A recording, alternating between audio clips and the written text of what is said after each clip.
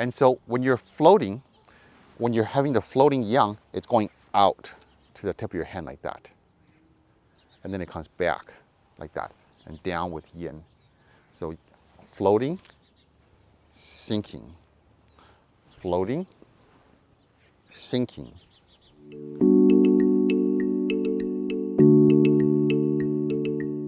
Hello and welcome. So we had an interesting question. The question is, when you talk about the float and sink, the yang and yin of qi, where in the body will you experience that? And as you experience the body, how does it go into your arms? What is the means by which it does that? Okay. So first of all, the way that the qi floats and sinks to your body is a part of what people commonly talk about sinking qi to the Dantian. And that's kind of like the first step of what you would do with that. So you let yourself relax and notice your body's tension. And as that goes away, as you relax and let that sink down, your body weight sinking down, your qi also sinks down.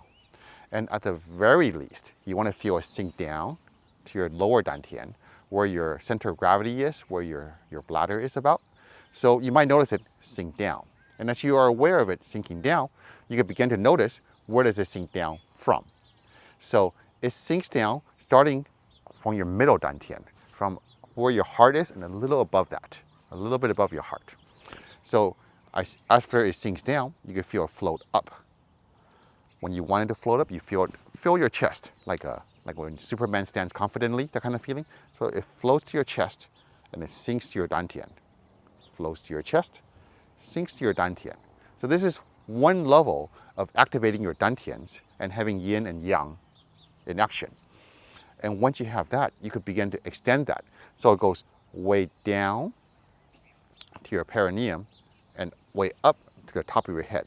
Meaning it goes down to the very bottom of your pelvis and torso and up to the top of your head. This is a bigger degree of yin and yang, meaning you are now more yin and more yang in the flow of your qi. Make sense? And then after you have that, you can have it flow down to the bottom of your feet and then up to the crown of your head. And this is where the second question comes from. As you feel go down to your feet and up to your head, you might notice a certain sensation of sink and float in your arms too. And your arm is most likely what you'll be engaging with your opponents and partners with in push hands and in fighting. So how does it go in your hands? It's relative to the core of your body, away and towards. So as it goes down to your feet, it's going away from your body and it's coming up to your body, right? And so when you're floating, when you're having the floating yang, it's going out to the tip of your hand like that. And then it comes back like that and down with yin. So floating, sinking, floating, sinking, floating, sinking. Does that make sense, everyone? And I describe it as a flow, like a path like this. When you get good at this, when you get familiar with this, it's more like a switch. It just instantly, everything is in the floating direction and instantly everything is sinking direction. Meaning it doesn't go from here gradually like that. At first it may be like that, but eventually it's just like you say float and all those parts have an upward, floating, outward feeling. And when you think sink, all of the parts have an inwards, downwards sinking feeling. So the conduction becomes basically instant, like your light bulb. For the most part, when you switch your lights on, you don't see it gradually flow over and gradually turn on. It just goes doom, like that. Unless you have one of those like dimmer setups, which is very elegant.